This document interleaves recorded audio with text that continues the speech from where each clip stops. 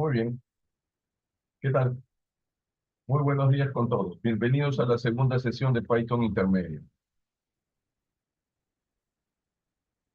A ver, ya. Entonces, nuestra clase uno hoy día es nuestra clase 2. Así que vamos a hacer nuestro directorio de trabajo para el día de hoy, 14 de agosto.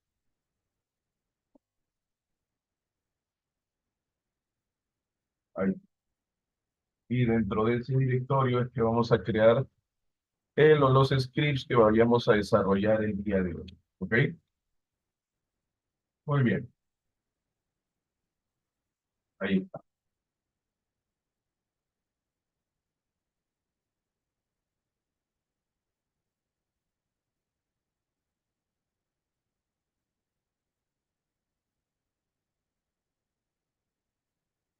Listo. Entonces vamos a colocar los nombres de nuestro script. Script 01, clase 2. ¿Ok? Y nos conectamos a Google Computing. Listo.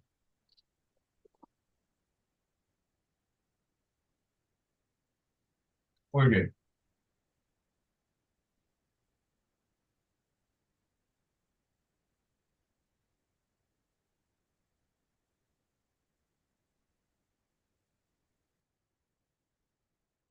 A ver. Entonces, el día de hoy ya vamos a empezar a desarrollar un poco más en profundidad lo concerniente a los errores y a las excepciones. ¿Ok? Vamos a colocar ese nombre como sección. Errores y excepciones. Muy bien. A ver, los errores usualmente están asociados a los errores de sintaxis. ¿Ok? Por ejemplo, eh, vamos a decir ello, ¿no? Los errores están asociados básicamente a los errores de sintaxis. Por ejemplo, algo así, ¿no? While, false, string, clase 2. Ejecutamos y obtenemos un error de sintaxis. ¿Ok? Entonces, eso es algo que se puede arreglar. ¿Ok? No es algo que se pueda manipular. ¿Está bien? Simple y llanamente arreglamos ese error de sintaxis y se acabó. El otro tipo justamente son las excepciones, que como la misma palabra lo dice, son cosas que sí se pueden manipular. ¿Ok? Por ejemplo, a ver, ya, a X le quiero asignar el valor de 10 por 0.2 sobre 0. ¿Ok? Yo quiero luego operar X más 2. Entonces, ocurre una excepción justamente en la línea 2 de esa celda. ¿Ok? O otra excepción, por ejemplo, 4, le quiero sumar mi variable más 3 veces. Ejecutamos y ahí tenemos otro tipo de excepción. ¿Ok? Name error. Dice de que ese objeto variable no está definido. ¿Ok? Otra excepción, eh, por ejemplo, un type error, que ya lo habíamos visto, ¿no? 12 más 12.5. Ejecutamos y eso nos da otro tipo de excepción. ¿Ok? Listo. Afortunadamente, Python nos da una serie de estructuras para manipular esta, estas, así como muchísimas otras excepciones. ¿Ok? Es más, creo que ya habíamos mostrado la lista de excepciones integradas en Python.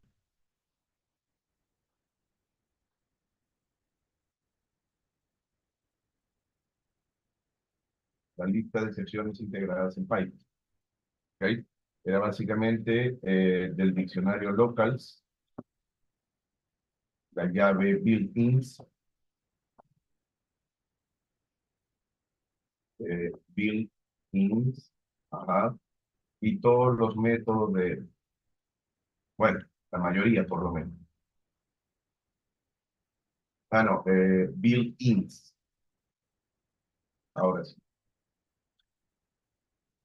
ahí está. Entonces, todos aquellos que iniciaban con una letra mayúscula y eran error o warning, eso era una excepción. ¿Ok? Habíamos visto que había un total de 60 y pico. Ya. Es más, ya habíamos mostrado básicamente la estructura que había, por lo menos en algunas de ellas. ¿Ok?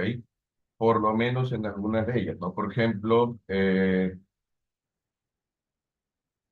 hay una especie de estructura. ¿Ok? Hay una especie de estructura jerárquica entre algunos tipos de excepción. ¿Cómo así? Por ejemplo, la excepción floating point error. ¿Ok? Muy bien. Si accedíamos a la documentación, observamos que esto era una clase. ¿Está bien? La clase floating point error, la cual es una subclase de la clase padre arithmetic error. ¿Ok? Listo. Es decir, arithmetic error era algo más general, era una clase padre de floating point error. ¿Ok? En vista de ello, accedemos ahora a la documentación justamente de arithmetic error. Y esta a su vez nos mostraba que la clase arithmetic error es una clase hija de la clase exception. ¿Ok? Ya. Entonces, con ello, yo iba a ver la documentación de la clase exception. Y ahí está. Esa clase exception también a su vez es una clase hija de la clase base exception. ¿Ok? Nuevamente accedí a la documentación de la clase base exception. Listo. Acá veía que la clase base exception, ¿ok? Es una clase hija de la clase object. Eso quiere decir de que esa clase object también tiene su documentación.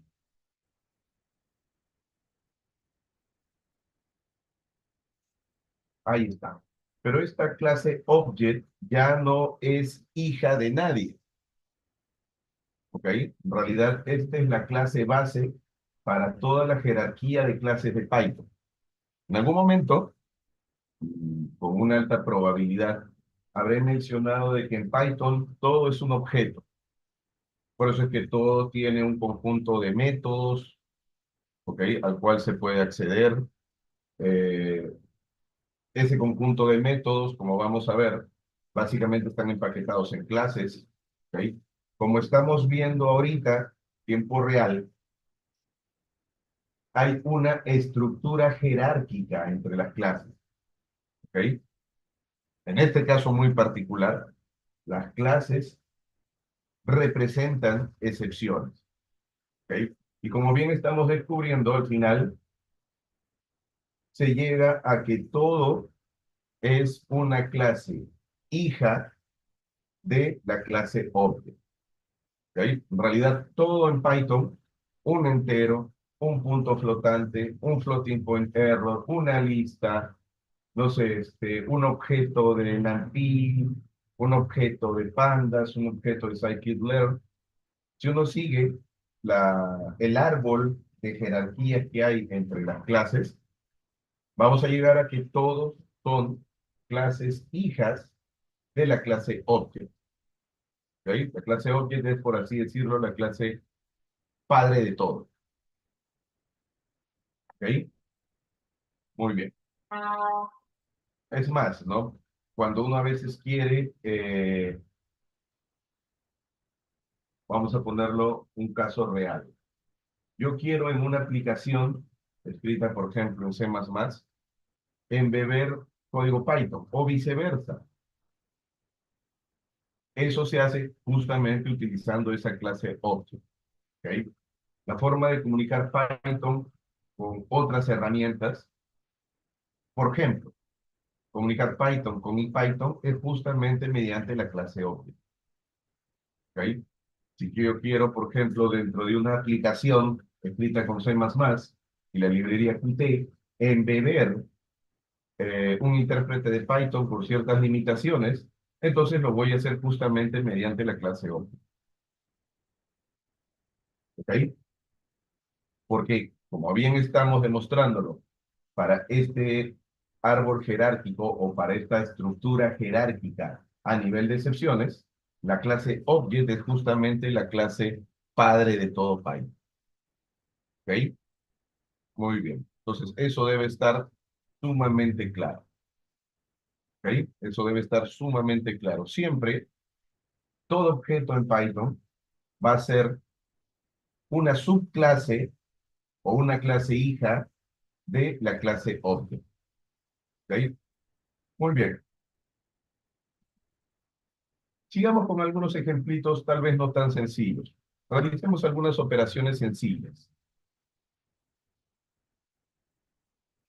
Por ejemplo, el cálculo del recíproco de los elementos de una lista.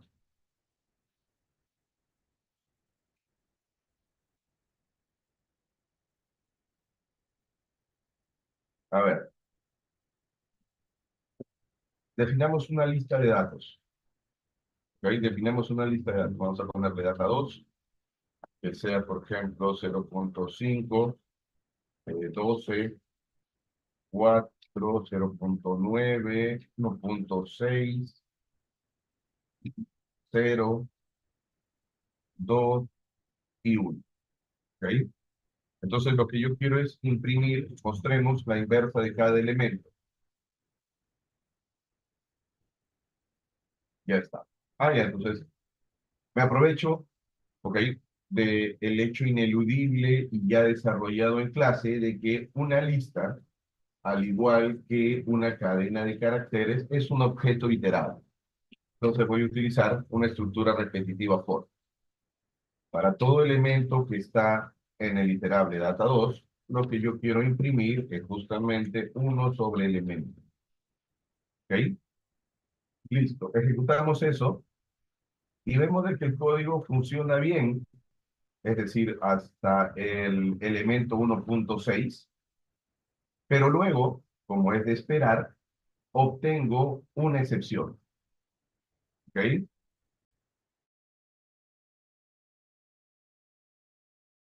Obtengo una excepción. ¿Está bien? Obtenemos una excepción. Ya está. Entonces, claro, ¿no?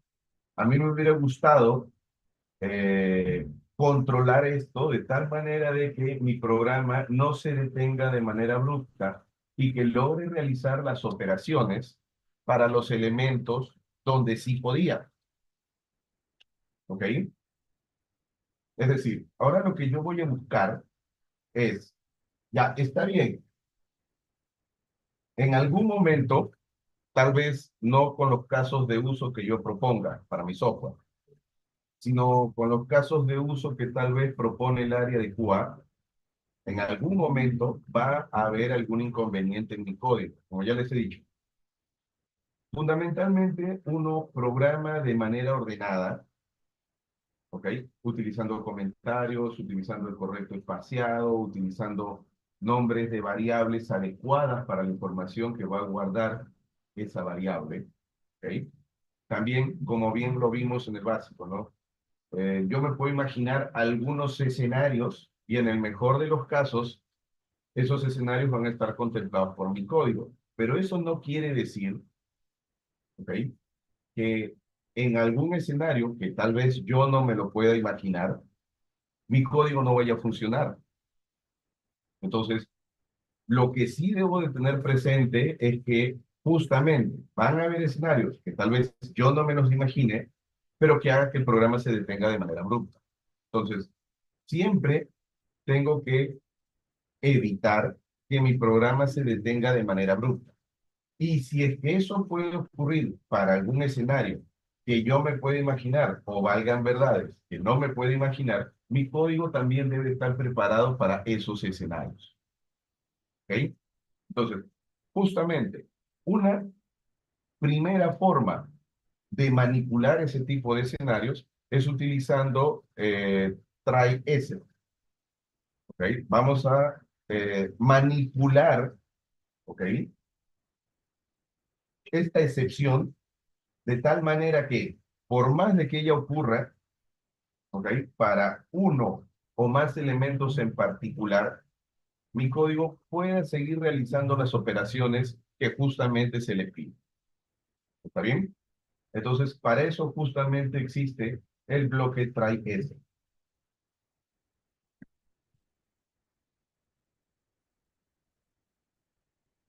Justamente ese deception, ¿no?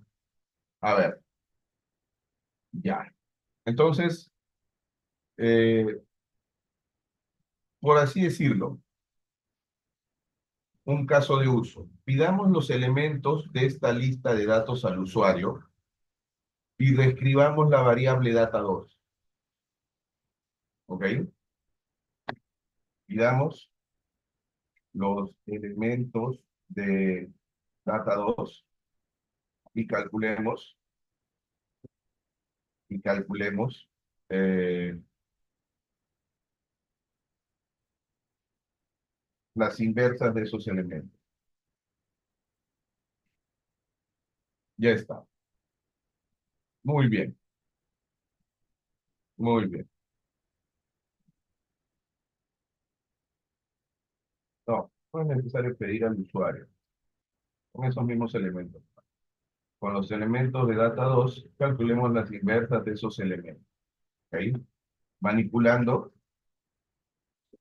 manipulando los posibles o las posibles excepciones.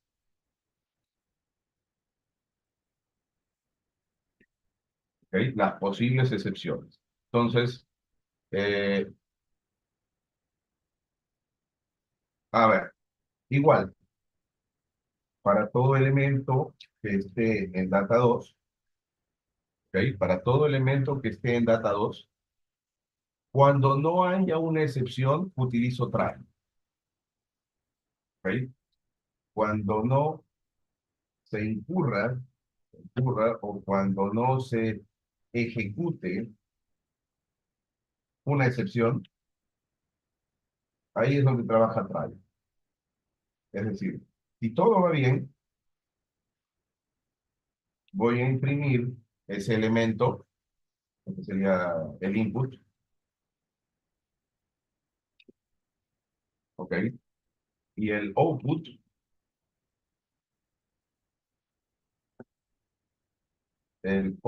sería justamente uno sobre elemento, ¿ok?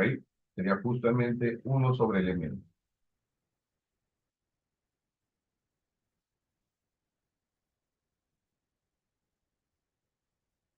Ya,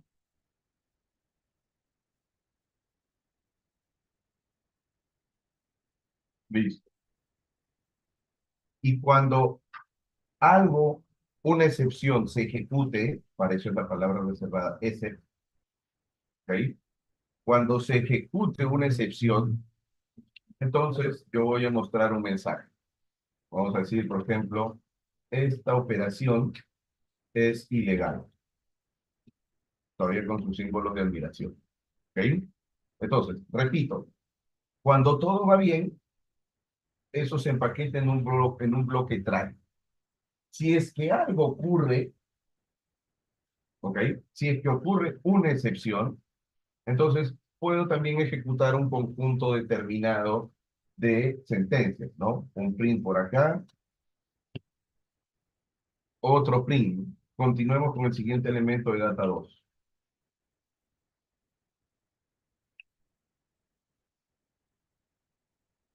De data2.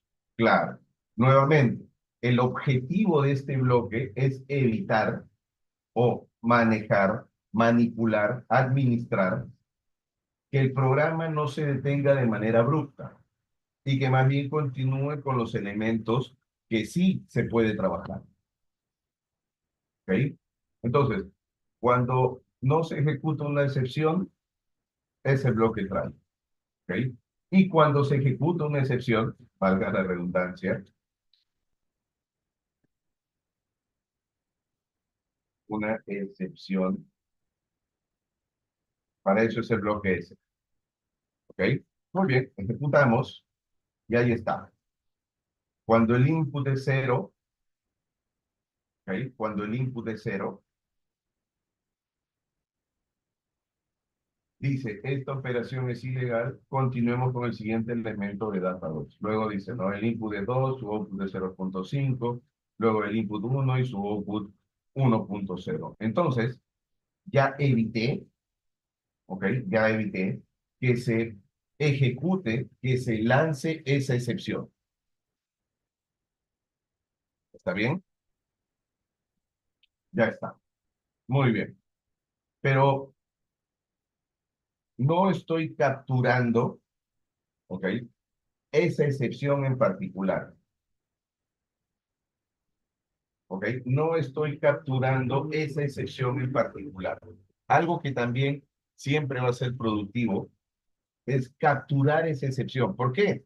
Porque yo puedo tener luego o construir un historial de ese tipo de excepciones. ¿Ok? Yo voy a construir o bien almacenándolo en una base de datos, o bien simple y llanamente levantando una especie de historial de excepciones que ocurre justamente con mi software. Entonces, debo de ser capaz de recuperar eso, ¿ok? Debo de ser capaz de recuperar eso. Entonces, agreguémosle más condiciones a nuestro código.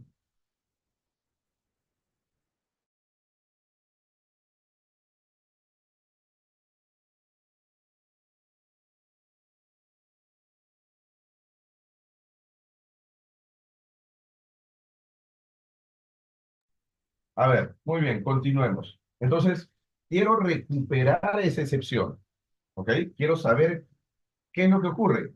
Tal vez para guardarlo en un archivo de texto o ir alimentando una base de datos, pero quiero recuperar eso. Listo. Para eso tengo que utilizar el módulo sys. ¿Ok? Entonces, mi siguiente trabajo va a ser recuperar la excepción que ocurre. ¿Ok? Recuperemos la excepción que se ejecuta en mi código. Ya está. Para eso tengo que importar el módulo sys, ¿ok? Está. Quiero leer la documentación del módulo sys.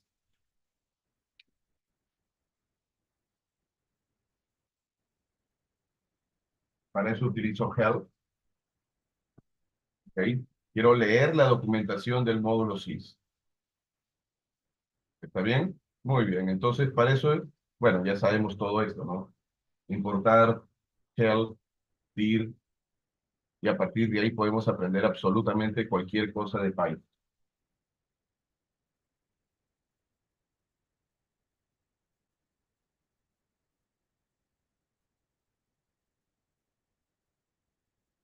Muy bien.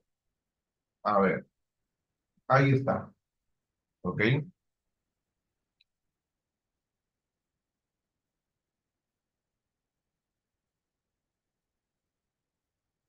¿Qué dice? Bueno, en primer lugar, lo que me dice de que toda esta documentación aquí ha sido generada, bueno, generada automáticamente a partir del código fuente de Python. Dice que puede estar incompleta, incorrecta, o inclusive tener características que son consideradas como detalles de implementación y que eso varía entre implementaciones de Python. ¿Ok? Muy bien, pero más allá de todo ello, dice que este módulo provee acceso a algunos objetos usados para mantener el intérprete y funciones que son fuertemente utilizadas por el intérprete. Por ejemplo, el famoso ARB, para recuperar justamente las opciones que tú pones al ejecutar tu código y cosas por el estilo. Pero de él, lo que yo voy a querer recuperar es justamente la información cuando se ejecuta una excepción. ¿Ok? Entonces, básicamente voy a modificar este código. ¿Ok? Entonces, a este código yo le voy a dar la capacidad de recuperar esa excepción, lo cual obviamente va a estar dentro del bloque S, porque dentro del bloque S es lo que justamente o se encuentra lo que se ejecuta cuando ocurre una excepción. Entonces acá, por ejemplo, recuperemos la información de la excepción. Lo más simple, printearla. Entonces acá vamos a decir que la excepción que ocurrió es sys.execInfo. Sys.execInfo. Ahí está. Ya, este de acá, allá, imprime the values to a string, ¿no? Ya. No me acuerdo si es el primer elemento o el segundo elemento, pero probemos. A ver, ejecutamos. Ahí está. Noten qué es lo que devuelve. Ese exec.info me está devolviendo esa tupla. ¿Ok? Me está devolviendo esa tupla que acabo de remarcar. Esa tupla que acabo de remarcar, como bien podemos observar, tiene tres elementos. ¿Ok? Dice que es la clase Zero Division Error. ¿Ok? El mensaje que tiene esa clase justamente es Division by Zero. Y todo eso está obviamente en una posición de memoria, la cual también ese método execInfo me permite recuperar. ¿Ok? Ya está. Muy bien, entonces yo puedo optar de esa tupla solo recuperar el segundo elemento. De tal manera que justamente obtengo ese mensajito de division by zero. ¿Ok? Ya está. Pero así como el método execInfo ha recuperado esta excepción en particular, dependiendo de los valores que hay en el iterable data2, puedo tener otras excepciones. Por ejemplo, a ver, redefinamos el objeto data2. ¿Ok? Entonces, a data2, ahora te voy a decir, por ejemplo, una cadena, el 0, 9 y otro valor -1. Ya está. Y el código que voy a utilizar va a ser el mismo.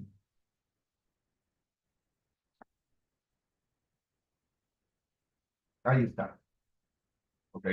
Entonces, al ejecutar esta celda, habiendo redefinido data2, me está mostrando dos excepciones. ¿Ok? Dos excepciones.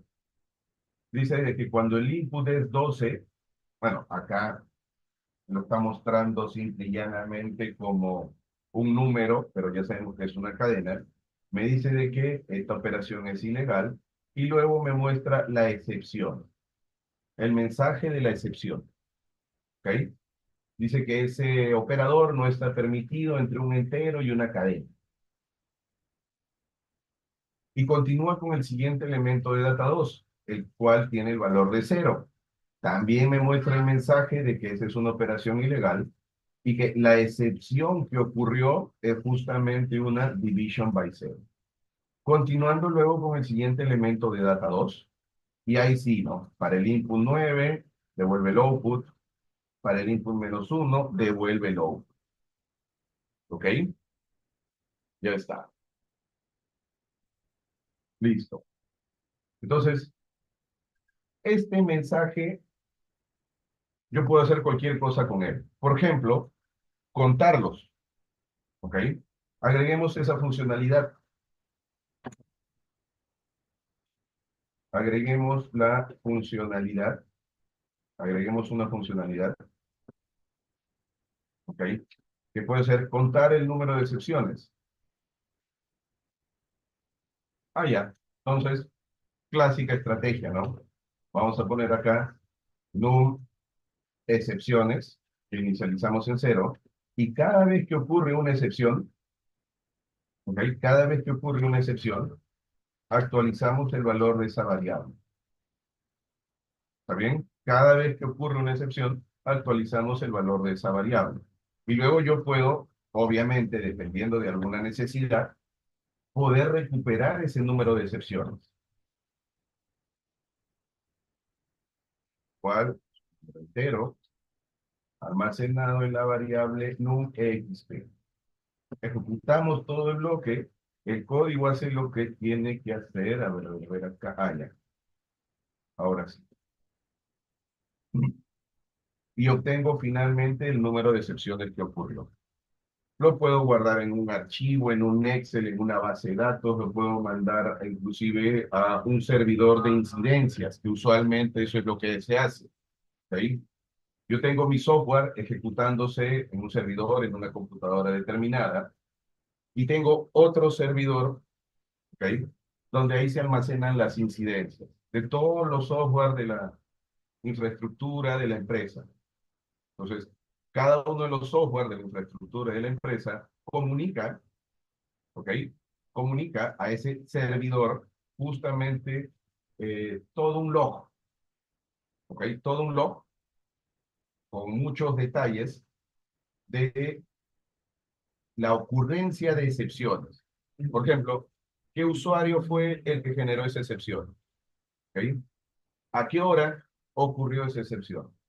¿Desde qué computadora ocurrió esa excepción?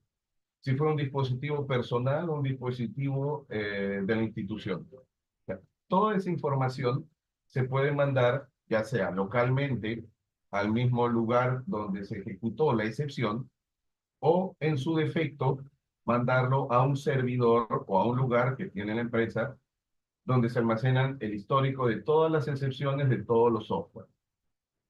¿Ok? Entonces, se puede hacer eso. En realidad hay muchas formas, ¿no? Es más, a veces este tipo de detalles, ¿ok? Este tipo de cositas eh, se separa mediante un hilo, ¿ok? Se separa mediante un hilo, es decir, un proceso se encarga de toda la ejecución, ¿ok? Pero de ese proceso que puede tener varios hilos, se dedica un hilo única y exclusivamente para la manipulación, el traqueo, el histórico de excepciones, de tal manera de que siempre tienes a la mano qué es lo que ocurre con tu software, lo cual es de suma importancia, ¿no? Porque a veces, lo clásico que a veces ocurría, ¿no? Se caía el servidor y ahora, ¿a quién le echamos la culpa? No por un tema de castigo, sino para evitar que nuevamente ocurra ello. ¿Ok? Entonces, sí que, como estamos observando, ya soy capaz de recuperar esa excepción. Entonces, puedo hacer lo que sea. Contar, como lo hemos implementado, guardarlo, almacenarlo, mandarlo a otro servidor. Ya todo va a depender de las políticas que implemente el equipo de desarrollo. ¿Ok? Pero afortunadamente, como es software, todo se puede hacer. Muy bien, ya. Pero no parece nada descabellado en vista de que puedo tener el control sobre las excepciones, ejecutar determinadas tareas justamente en función de que una o varias excepciones de naturaleza diferente ocurran. ¿Ok? Entonces, evolucionemos. A ver, otra forma de manejar las excepciones.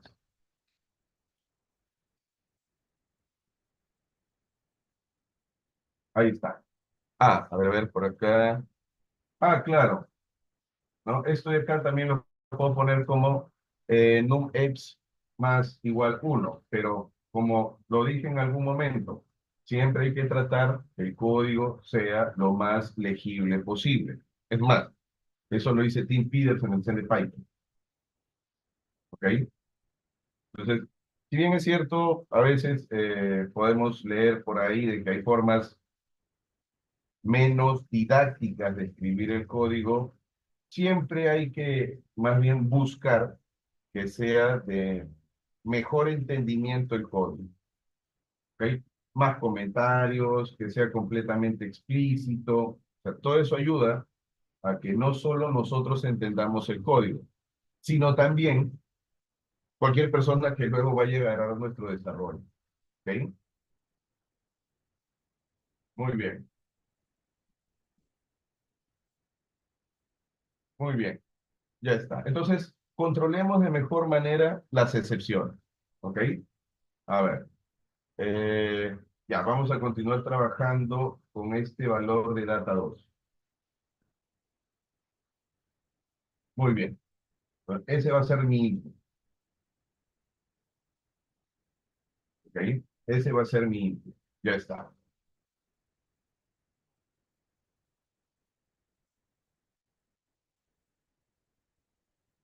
A ver, ya, igualito. Vamos a importar el módulo sys, ¿ok? Y para cada elemento que está en el objeto data2, voy a hacer un try y en vez de un solo exec, voy a hacer varios exec, ¿ok? Entonces, ya sabemos que el try sirve para cuando todo va bien, ¿ok? Cuando todo va bien, se ejecutan las sentencias del bloque try.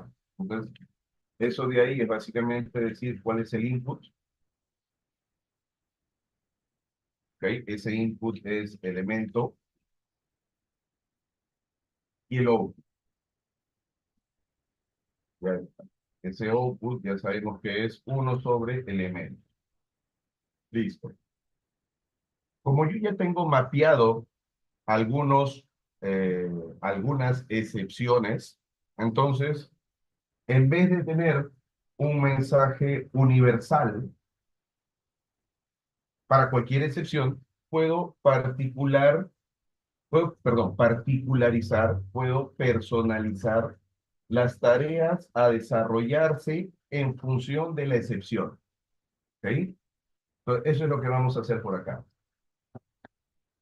Personalicemos las tareas, las rutinas a ejecutarse en función de la excepción lanzada. ¿Ok? Ya está. A ver, listo. Entonces, ¿cómo va esto? Ya. Un primer S. ¿Ok? Un primer S. ¿Cuál es el primero? Ah, ya. Este es un type error. Muy bien. Entonces, un exec para type error. ¿Está? Cuando se ejecute esa excepción, yo voy a decir por acá, ¿no? Esta operación es ilegal.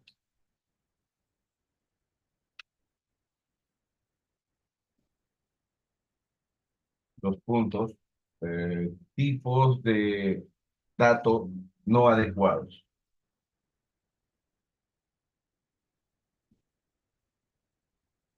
Ya está. Ojo, cuando ocurre esa excepción, tengo ello. Entonces, por ejemplo, yo puedo llevar un histórico de ese tipo de excepciones. Ah, ya. Entonces, por acá, histórico de cada tipo de excepción. Por ejemplo, el número de type errors, inicializo en cero. El otro error que hemos traqueado es zero division error. Vamos a ponerle cero nomás. Muy bien. Entonces, con esos contadores, si ocurre un type error, actualizo ese contador para ese tipo de excepción. ¿Ok? Ya está. Pero como ya he descubierto que no es el único tipo de excepción que ocurre, puedo tener un except para el otro tipo de excepción, que justamente es una zero division error. ¿Ok? Y cuando ocurre esa excepción, pues el mensaje, ¿no? Algo informativo. No puedes dividir entre ceros. Ya está. No puedes dividir entre ceros. Y actualizo ese contador para ese tipo de excepciones. ¿Ok? Actualizo ese contador para ese tipo de excepciones. Ya está. Pero que yo, en función de mi experiencia o en función del requerimiento, solo contemple esas dos excepciones, no quiere decir que no vaya a ocurrir otra. Nuevamente, mi código debe de estar preparado para casos de uso, para escenarios que tal vez yo en ese momento determinado o el requerimiento no los contemple. Entonces, para ese caso, yo puedo utilizar otro exception, ¿ok? Donde el mensaje va a ser eh, excepción no contemplada, ¿ok? Y mostrarle esa excepción al usuario. Vamos a poner acá exception, dos puntos. Eso es sys.execInfo, ¿ok? La primera componente, la primera componente, ¿ok? Listo, ejecutamos y ahí está, ¿no? Primero me dice esta operación es ilegal, luego me dice que no puedes dividir entre cero, ¿ok? Si hubiera otro tipo, claro, ya la manejaría este tercer Epsilon, ¿ok? Ya la manejaría ese tercer Epsilon. Ya está. Listo. Muy bien, ¿ok? Entonces, como ya lo hemos visto, podemos tener manejos, por así decirlo, simples, rudimentarios, genéricos, como también, y en función de las necesidades, podemos tener manejos de estas excepciones un poco más específicos, ¿ok? Manejos de esas excepciones un poco más específicos. Ya está.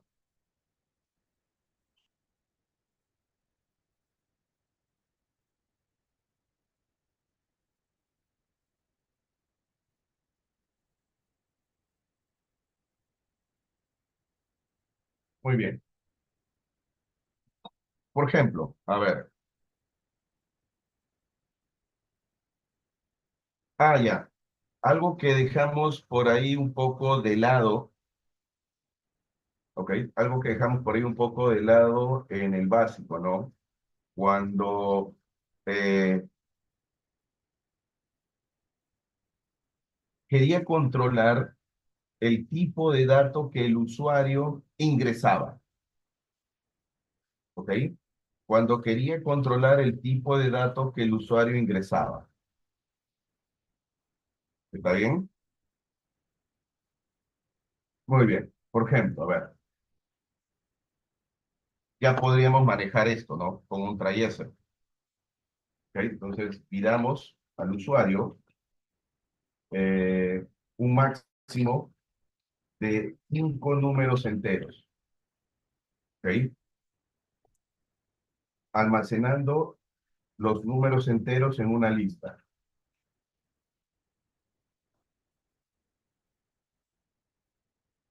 Ya está. A ver,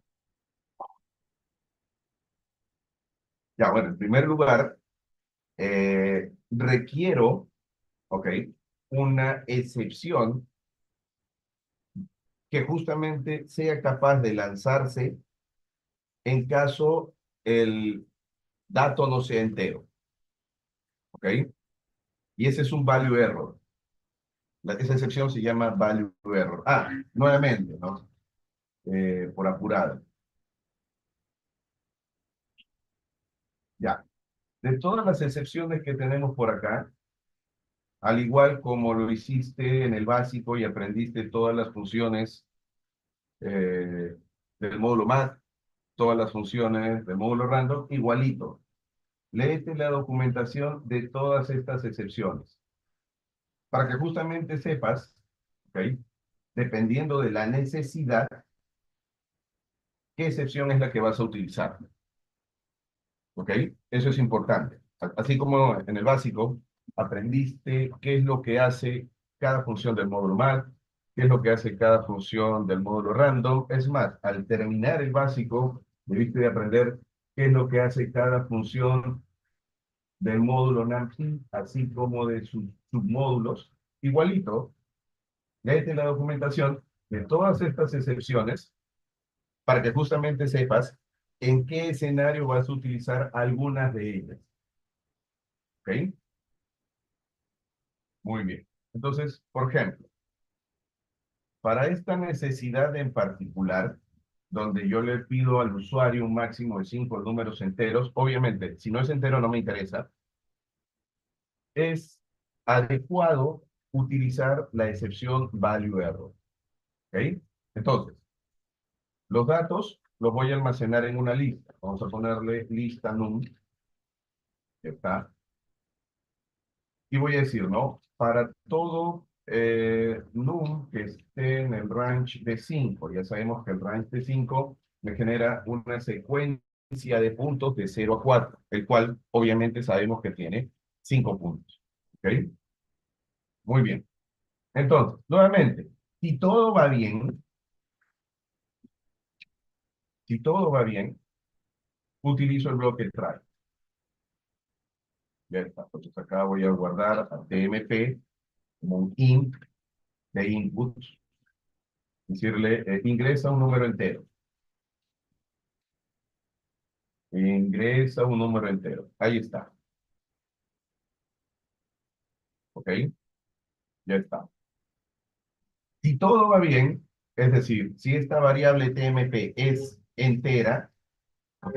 Es decir, no hubo problema al almacenar ese ingreso del teclado como una variable entera, entonces lo voy a guardar en lista num utilizando el método append, especificando el valor tmp. ¿Ok? Listo. Pero cuando ocurra un error, para eso es el Excel. Y es más, ese error debe de ser, o esa excepción, debe de ser un value error, es decir, que no pueda transformar a entero lo que el usuario ingresa por teclado. ¿Ok? Entonces, ya sabemos que el EPSET, si hay un problema con el código en try,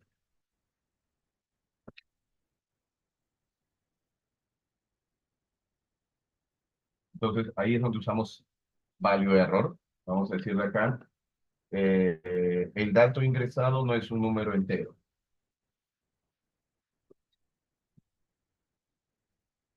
Ya está.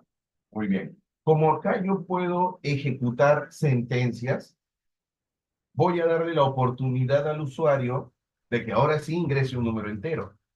Entonces vamos a llamar nuevamente tmp a un int de input, ¿ok? Ingresa un número entero. Ya está.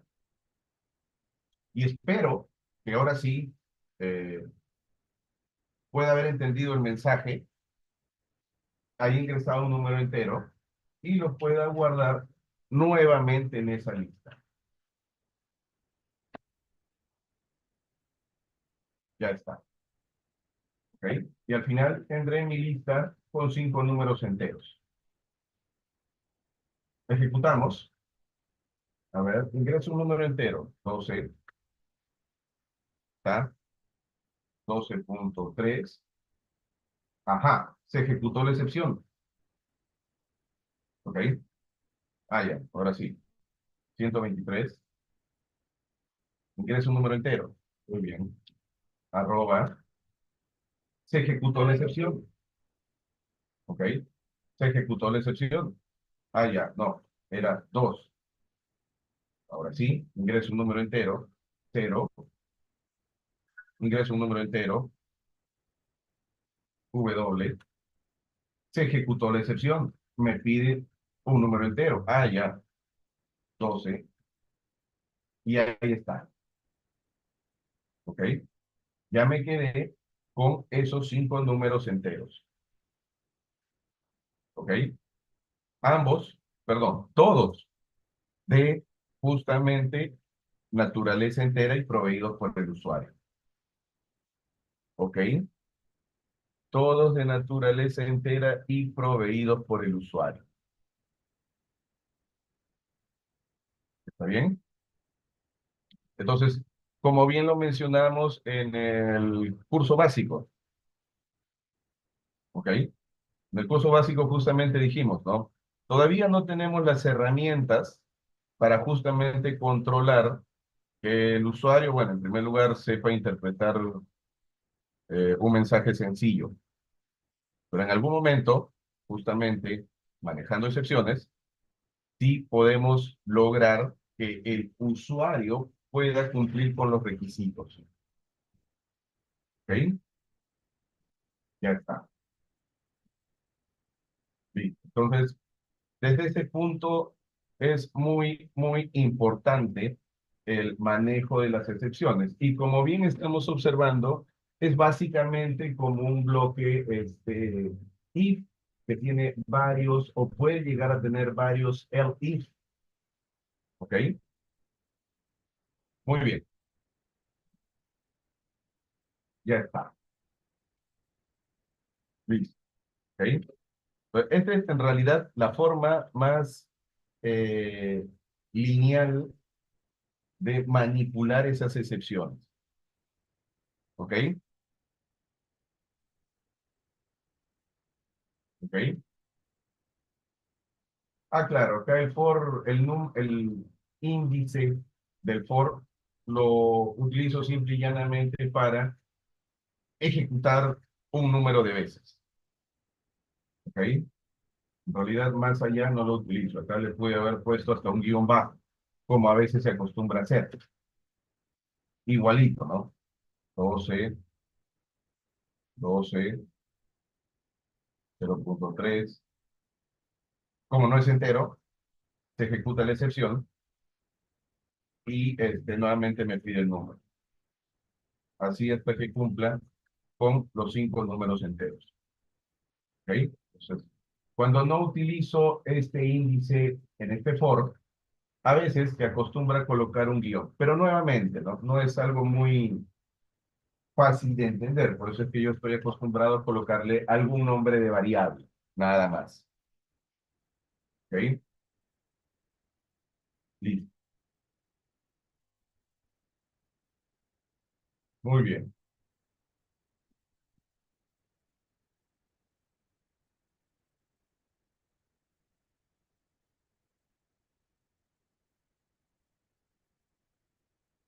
Ya. Dejemos este script por ahí. Ahora tenemos otra necesidad. ¿Ok?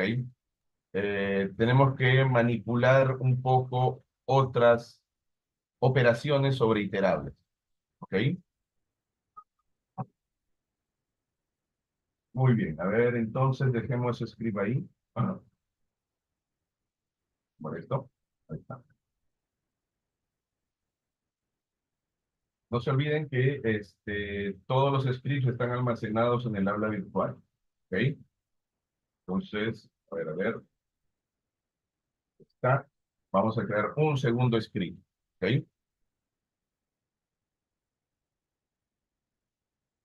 Ah, a ver, por ahí veo una pregunta de Serpo, dice, pero si empieza con un float ya no permite. O sea, se pasa hasta el print. Claro, exacto. ¿Ok? Algo que después de que veamos justamente algunas funciones básicas como map, filter, reduce y zip, ahí es donde va a tener mayor sentido, por ejemplo, lo que en algún momento les dije, ¿no? Un for puede tener un else. Algo que no parece muy natural en otros lenguajes de programación, pero en Python sí. ¿Ok? Entonces, poco a poco. Ya, vamos a crear un segundo script.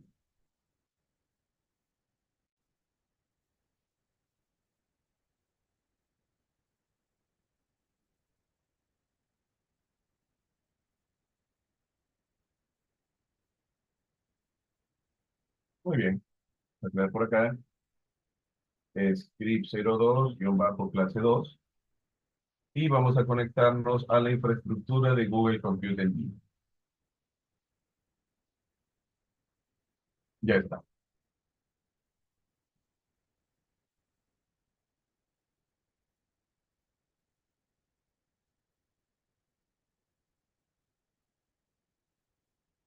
Muy bien.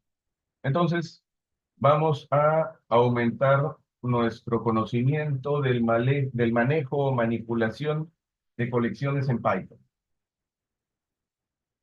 ¿Ok? A ver, acá. Sección, manipulación de colecciones, es decir, iterables. Ya está. Empecemos con la función map. ¿Ok? Así como, por ejemplo, la función len aplicado a una lista me da el número de elementos de esa lista. Así como la función max con argumento una lista en números enteros me da el valor máximo. La función map nos va a permitir aplicar una función sobre cada uno de los elementos de una colección, en particular una lista o una tupla. ¿Ok? A ver. Ah, Jim, no. Ustedes acceden a los scripts en el aula virtual, ¿ok? En PID virtual. Imagino que para la primera sesión ya subí los scripts, claro, acá está, ¿ok? Para la primera sesión ya están los scripts. Ahora que termine la segunda sesión, voy a subir los scripts acá, ¿está bien? No es que yo les dé acceso a mi Google Drive, no, se los comparto mediante el aula virtual, así como las evaluaciones, también aparecen en el aula virtual, ¿ok? Todo es mediante el aula virtual. Muy bien, entonces, ¿qué es lo que hace MAT? A ver, nos permite aplicar, nos permite aplicar una función sobre cada uno de los elementos de una colección, es decir, una lista o una tupla. ¿Ok? Eso es lo que hace map. ¿Cuál es la estructura de la función map? Simple, map. ¿Ok? El primer argumento justamente es la función que voy a aplicar a cada elemento.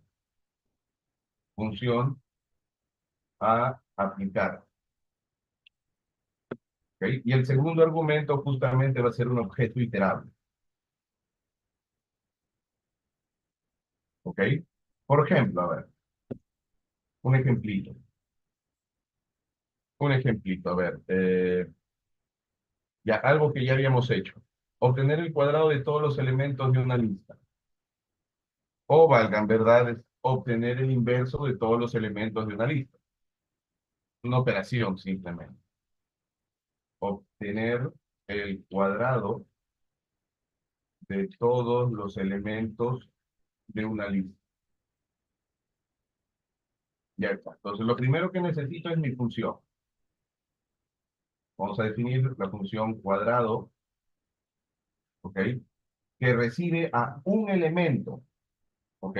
Que recibe un elemento. Ya está. ¿Qué es lo que va a hacer esa función? Pues va a retornar elemento por elemento. ¿Ok? Va a retornar elemento por elemento. Muy bien. Entonces, definamos una lista. Ya sabemos que una lista es un iterable. Vamos a crear la variable lista,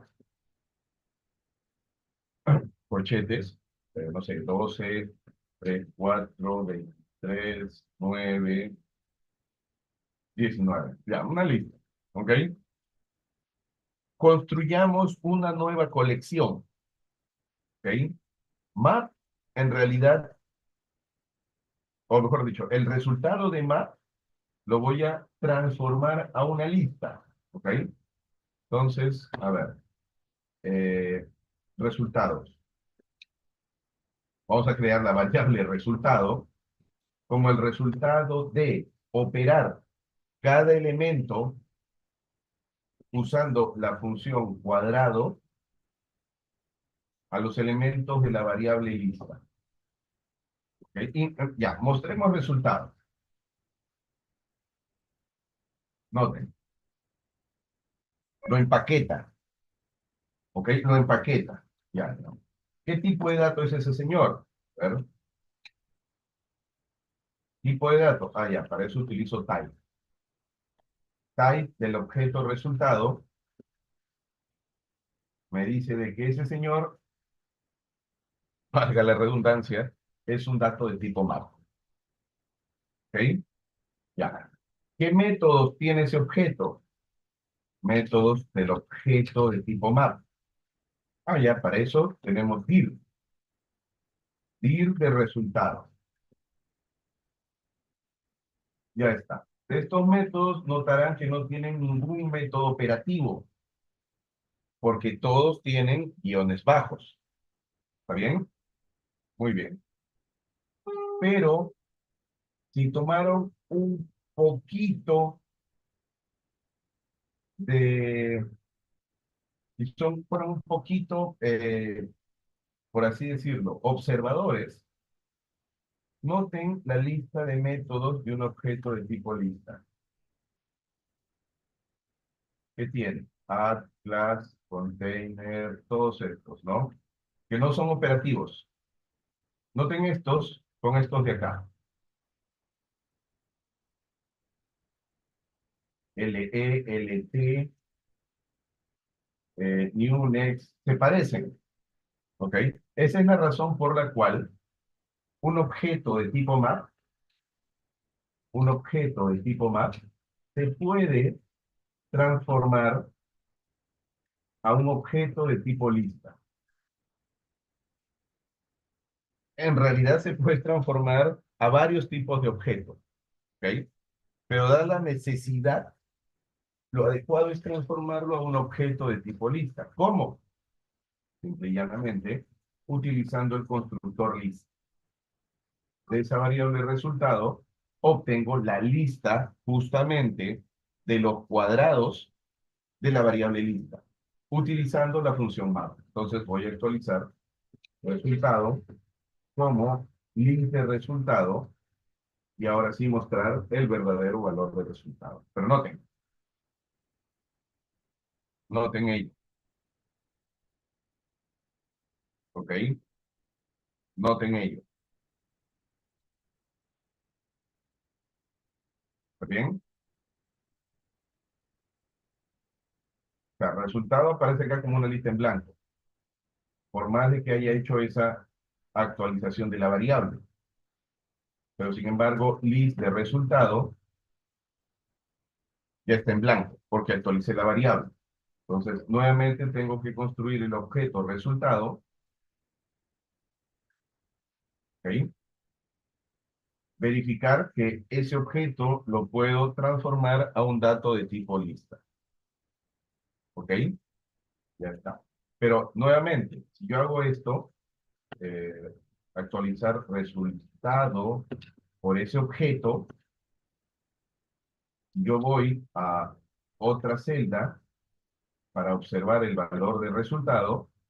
Y bien es cierto, es un dato de tipo lista, pero no trae consigo los elementos. Entonces, en realidad, esto de acá debe de estar dentro de la celda que se utilizó para construir ese objeto. Por eso es que lo más común es usar la sintaxis de esta manera. Y así no perder resultados. ¿Ok? Ya está. Entonces, un objeto de tipo map, un objeto de tipo map, lo transformamos a un objeto de tipo lista. ¿Ok? Ya está. Pero eso en realidad se puede reducir dada la simpleza de la operación. ¿Ok? Reduzcamos, reduzcamos, ojalá que esté bien escrito, el código. Dado que la función es súper sencilla, puede utilizar una función lambda. ¿Ok? Reduzcamos el código usando una función lambda. ¿Cómo así? Simple, ¿no? Voy a transformar a una lista lo que obtengo de map. ¿Ok? Usando una función lambda que a cada elemento devuelve el elemento por el elemento, aplicado sobre los elementos de la variable lista. Y eso de ahí lo voy a llamar resultado 2. ¿Ok? Ejecutamos y ahí está. ¿Ok? Ahí está. Muy bien. Entonces, por eso es que a veces es bastante común encontrar ese tipo de código. ¿Ok? A veces es bastante común encontrar ese tipo de código. Ya está. Muy bien. Otro ejemplito. A ver, otro ejemplito. Vamos a ponerle ejemplito 2. A ver. eh, ah, no necesariamente siempre vamos a utilizar funciones que reciban un argumento. ¿Ok? Yo puedo tener funciones que reciban más de un argumento. Por ejemplo, a ver. eh,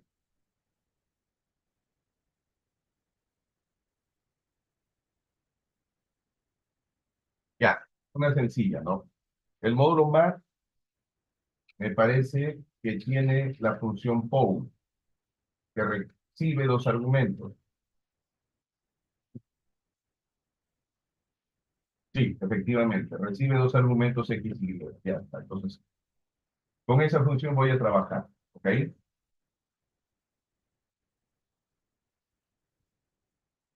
Muy bien.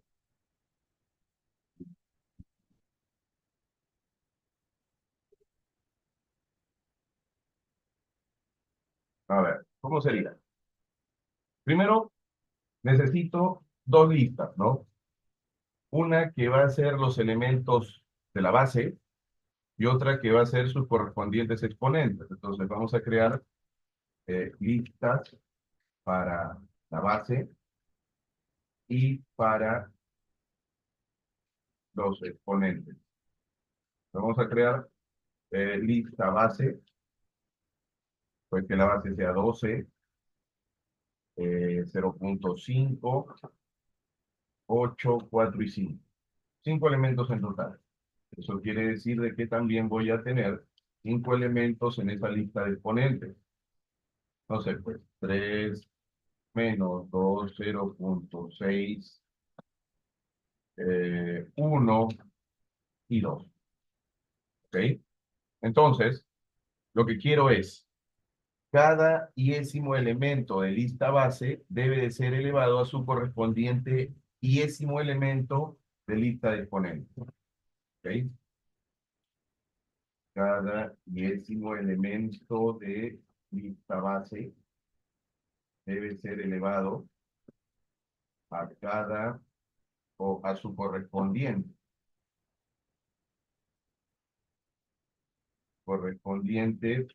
diésimo elemento de lista exponentes.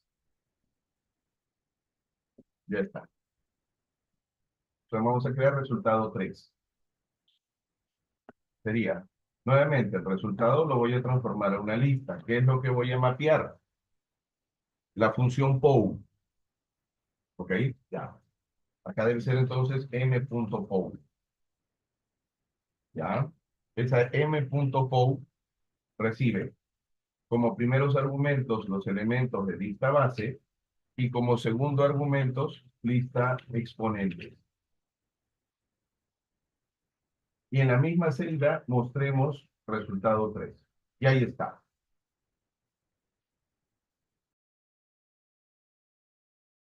¿Ok? Ahí está. Listo. Muy bien. A ver, ya. Vamos a tomarnos un receso de 10 minutos, ¿ok? Para hacer un Kahoot. ¿Está bien? Vamos a tomarnos un receso de 10 minutos para hacer un Kahoot. Aprovechen en repasar.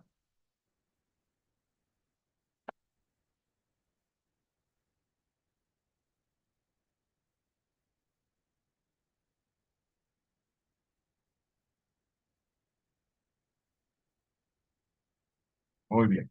Entonces, bueno, sí, volvemos 9:25.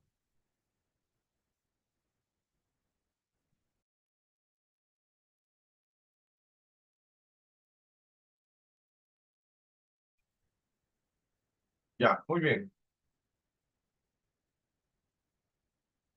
Muy bien, entonces, de acuerdo a esto, ingresen a kahoot.it, ¿ok? Ingresen a kahoot.it y coloquen este pin de juego.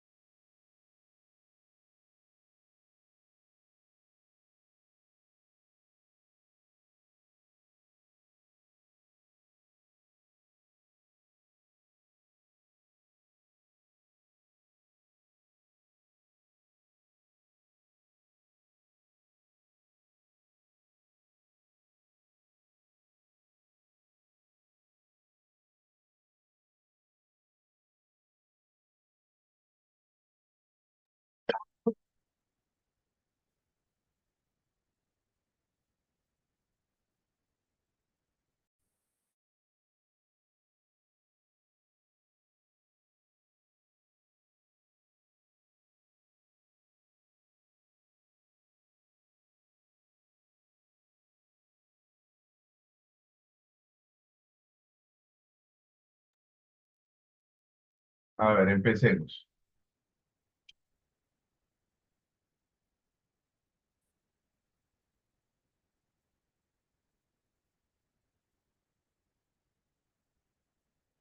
Una facilita.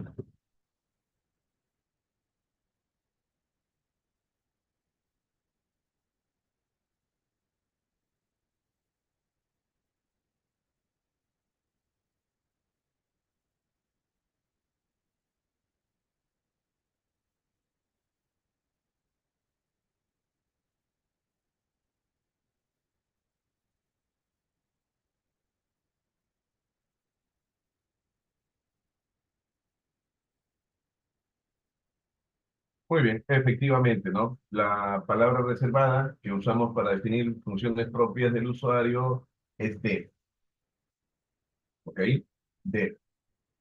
¿No? Ya recién vamos a empezar a utilizar la palabra reservada class para definir en realidad subclases, porque ya sabemos que todas vienen a ser clases hijos de object, ¿ok? Así que en principio toda clase en Python es poner una subclase, pero obviamente ya vamos a ver ello con detalle en el transcurso del desarrollo de este curso, ¿ok?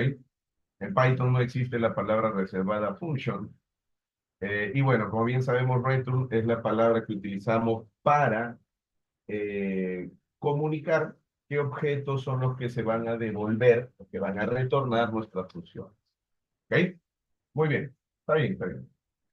Siguiente. Otra más fácil.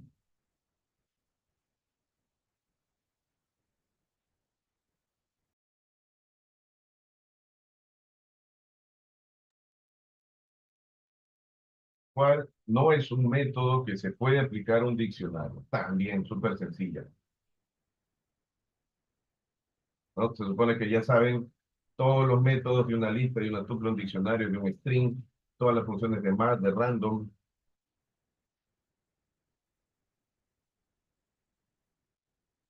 todas las de NumPy, todas las de sus submódulos. Muy bien. ¿Cómo? ¿Cuál? No, no es un método. Item keys, pues, no es un método.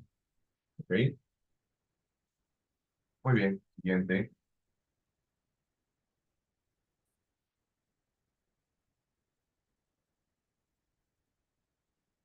¿Cuál es una excepción de Python?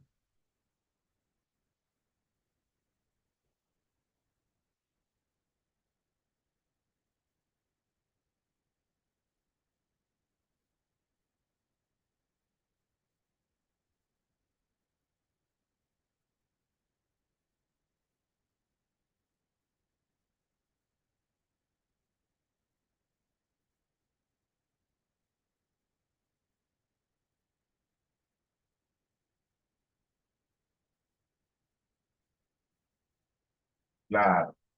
De estas cuatro, la única excepción es justamente aritmética error. ¿Ok? Muy bien. Ya está. Sí, solo eran tres.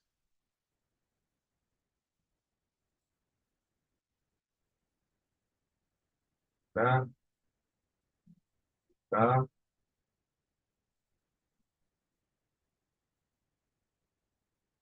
Listo. Muy bien. Continuemos. Ya. Muy bien. Ya cumplí ya con mi Kahoot, que es algo obligatorio en las clases. Ya, muy bien. Entonces, así funciona Math. ¿Ok? Así funciona Math. Puede tener la función primer argumento de map, uno o más argumentos. ¿Está bien? La siguiente función va a ser filter.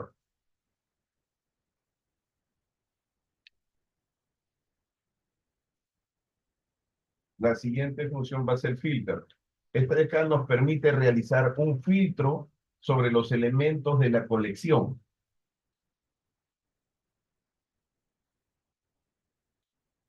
Un filtro sobre los elementos de la colección. ¿Está bien? Sintaxis. Función filter. ¿Ok? El primer argumento, nuevamente, es una función a aplicar, la cual se aplica sobre los elementos de un objeto iterable. Por ejemplo, a ver, eh, dada una tupla, busquemos obtener los elementos mayores a 5, ¿ok? Dada una tupla, busquemos obtener los elementos mayores a 5. Ya está. Muy bien, entonces vamos a definir para ello una función, ¿ok? Vamos a ponerle de nombre a la función mayor a 5. Ya está. Esta función va a trabajar sobre cada elemento de una tupla. Entonces, su argumento va a ser en realidad un número escalar. ¿Ok? Un número escalar. Esta función lo que debe de retornar es un valor booleano. ¿Ok? ¿Cómo así? Return el argumento número guión bajo escalar mayor a 5. ¿Ok? Listo. Entonces, esa va a ser la función que acompañada con una tupla voy a poner como argumentos de una función filter. ¿Ok? Entonces, definamos la tupla de datos. Ya está. Vamos a ponerle T1 y algunos valores.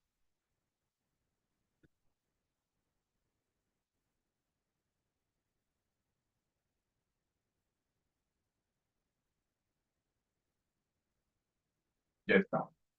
Entonces, eh, recordemos que el resultado de filter, al igual que como lo hemos visto para map, puede ser empaquetado, ya sea como una lista y valgan verdades también como una tupla.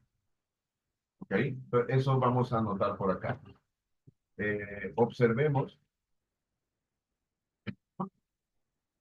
que el resultado de aplicar filter lo podemos empaquetar como una tupla, para lo cual utilizaremos el constructor tuple o en una lista. En una lista, que como ya lo hemos hecho para la función map, utilizaremos el constructor list. Entonces, yo puedo obtener de aplicar filter la función mayor a 5 a cada elemento de T1 y eso lo puedo empaquetar en una tupla utilizando el constructor tuple. Y de manera análoga, puedo construir una lista utilizando el constructor list. Obviamente, cada uno de ellos va a estar almacenado en un objeto diferente. ¿Ok? Por ejemplo, a este de acá vamos a llamarle resultado 4 y al otro le vamos a llamar resultado 5. Y mostremos esos dos resultados. Resultado 4 y resultado 5. Ejecutamos y ahí está. ¿Ok? Resultado 4 está empaquetado como una tupla y resultado 5 está empaquetado como una lista. ¿Ok? Claro, en realidad, nuevamente, utilizando una función lambda, podría reducir mi código. ¿Ok? A ver, acá usemos una función lambda. A ver, ¿cómo sería? Vamos a crear resultado 6. Vamos a transformarlo a una tupla, que ya sabemos es lo mismo a transformarlo a una lista. Voy a utilizar filter. ¿De quién? De una función anónima, lambda, que a cada variable num retorne el booleano, evaluar num mayor a 5. Ya está. Claro, me interesa cuando sale true. Eso aplicado a cada elemento de T1. En la misma celda mostremos resultado 6. Y ahí está. Como pueden esperar, resultado 4 es lo mismo que resultado 6. La única diferencia es que para construir resultado 6, opté por usar una función lambda. ¿Ok? Y de la misma manera, usando una función lambda, por ejemplo, podría seleccionar de una lista todos los números pares. ¿Ok? Seleccionemos, filtremos los elementos pares de una lista. ¿Ok? Pues vamos a crear, por ejemplo, lista num1 y acá le vamos a poner algunos elementos, ¿no?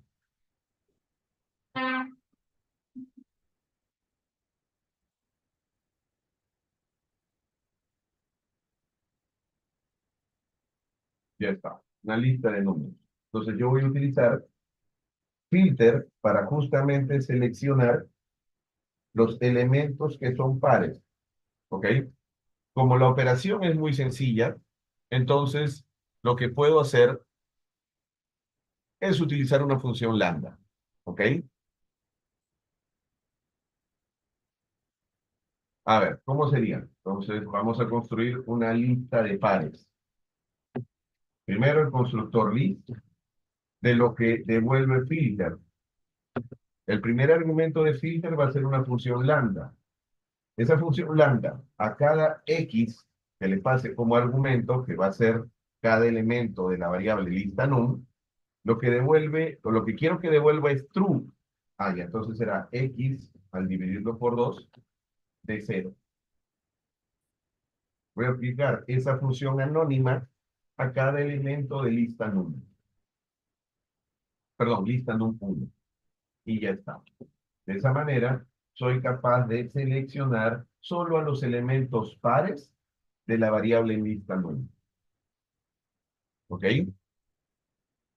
Ya está. Muy bien. La función reduce.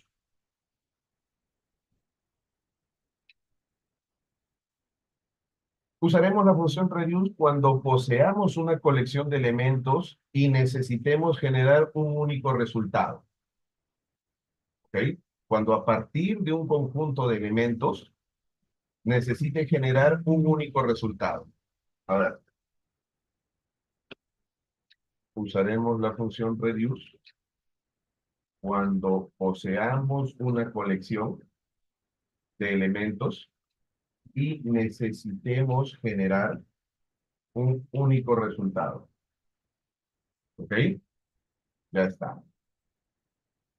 Para reduce, sí necesito cargar el módulo functools, porque reduce en realidad pertenece al módulo functools. ¿Ok? Entonces, a nivel de sintaxis, necesito cargar el módulo functool. ¿Ok? Está. Una vez que cargo el módulo functools, reduce, de manera muy natural, funciona al igual que map y filter. Es decir, el primer argumento de reduce es una función y el segundo argumento es un objeto iterable. ¿Ok? Muy bien, entonces esta función, es decir, el primer argumento de reduce, debe poseer obligatoriamente dos parámetros. ¿Ok? Vamos a anotar eso como una observación. Eh, Esta función, ¿ok? El primer argumento de reduce,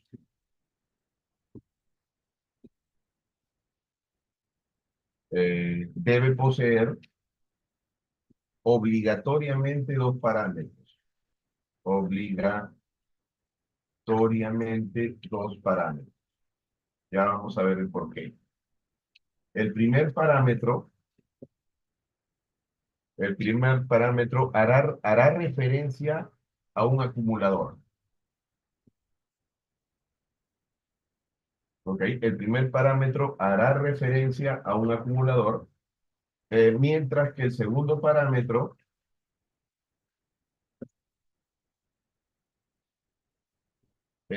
hará referencia a cada elemento de la colección. Hará referencia a cada elemento de la colección. Es decir, ese objeto iterable. ¿Ok? Así es como funciona Reduce, la cual pertenece al módulo UNTools.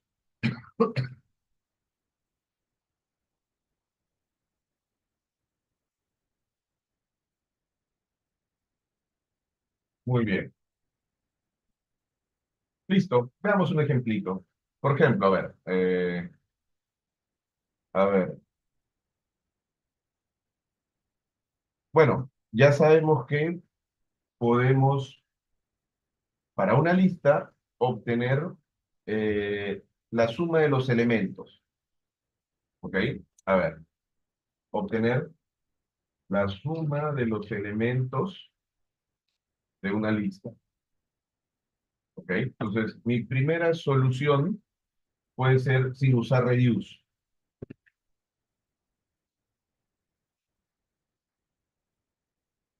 ¿Ok? Entonces, vamos a crear lista num2. ¿Ok? Lista num2, una serie de valores. Pues, 1, 3,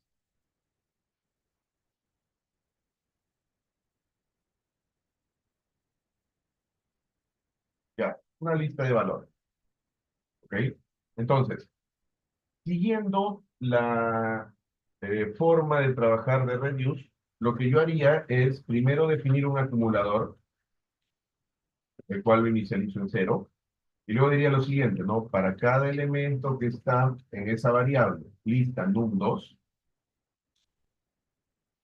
voy a actualizar ese acumulador como el valor anterior de ese acumulador más cada uno de los elementos. Y finalmente retorno eh, la variable acumulador, pues ahí es donde se almacenó la suma de los elementos. ¿Ok? Ya está. ¿Y cómo haría lo mismo utilizando reduce? A ver, vamos a llamarle segunda solución. Ahora sí usando reduce. ¿Ok? Entonces necesito una función que tenga dos argumentos. Ah, ya. Vamos a llamarle funsuma. Funsuma. ¿Ok? Entonces requiere un argumento que hace las veces de acumulador y un argumento que hace las veces de cada elemento de la lista. ¿Ok? Le pongo valores por defecto a esta función para que sea capaz de retornar justamente acumulador más elemento. ¿Ok? Entonces, ¿qué es lo que haría?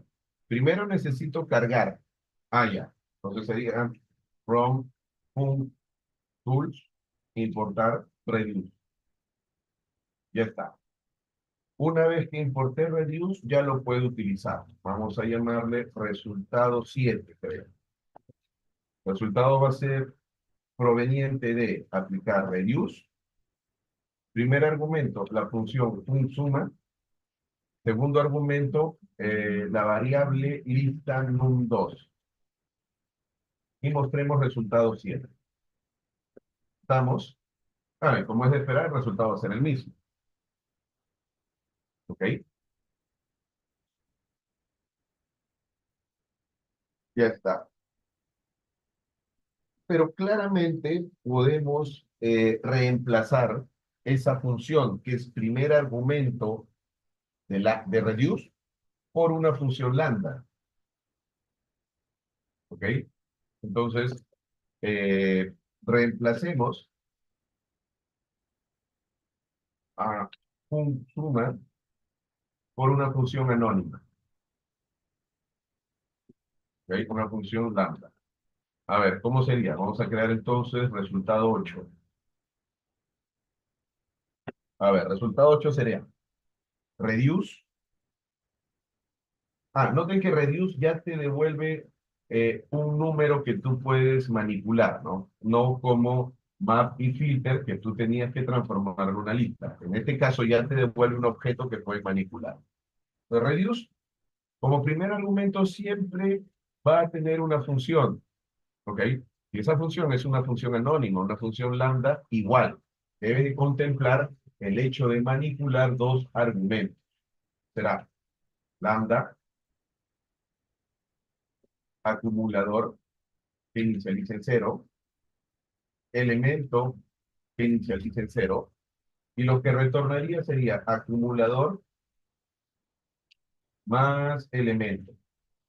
Ya está. Y esa función anónima se va a aplicar a cada elemento de la variable lista num2. Ya está. Y mostramos el resultado 8, que como es de esperar va a devolver el mismo valor numérico que las dos soluciones anteriores. ¿Ok?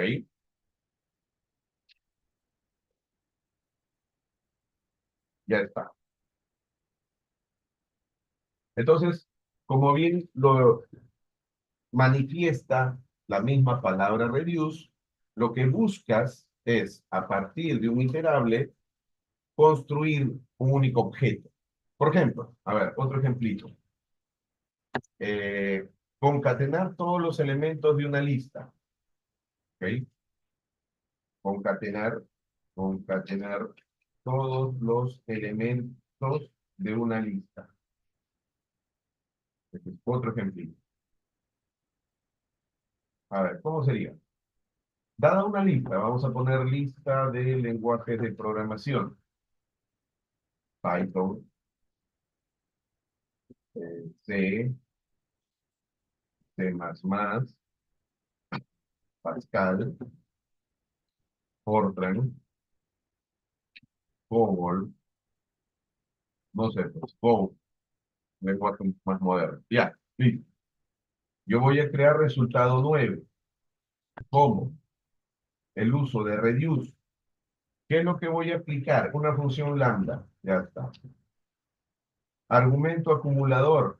En este caso, como busco concatenar cadenas de caracteres, el valor nulo que va a tener acumulador va a ser justamente una cadena sin elementos. De igual manera, elemento. El valor inicial va a ser una cadena sin elementos. Y lo que va a devolver va a ser, por ejemplo, acumulador, lo voy a concatenar con un guión y luego elemento.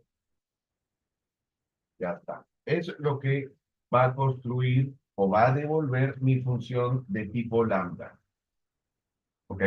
La concatenación de primer argumento acumulador, segundo argumento elemento y en el medio un guión. Ya está. Todo eso lo vas a aplicar a los elementos de la lista LP. Y mostremos resultado 9. Ejecutamos y efectivamente hemos concatenado todos los elementos separados por guiones. ¿Ok? Ya está. Listo. Entonces, esa es la idea de reduce. Como la misma palabra lo dice, vas a buscar reducir todo ello. ¿Ok? Vas a buscar reducir una lista de elementos a uno solo. Que, por ejemplo, si los elementos son numéricos, puede ser la suma, o puede ser el mayor, o puede ser el menor, o puede ser la mediana, o puede ser la media, o puede ser alguno de los 100 percentiles. La idea, nuevamente, es que a partir de una lista tú devuelvas un único elemento.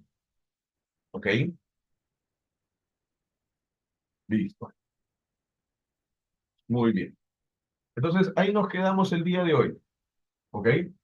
Ahí nos quedamos el día de hoy. Continuamos el día de mañana. Tenemos que cerrar, a ver, esta parte. Map, filter, reduce. Ah, ya, nos falta sí. ¿Ok? Sí, ya es un poquito más abstracta. Nos falta sí. Y de ahí vamos a continuar con algunos otros objetos más que necesitamos para la parte de la programación orientada a objetos. ¿Ok?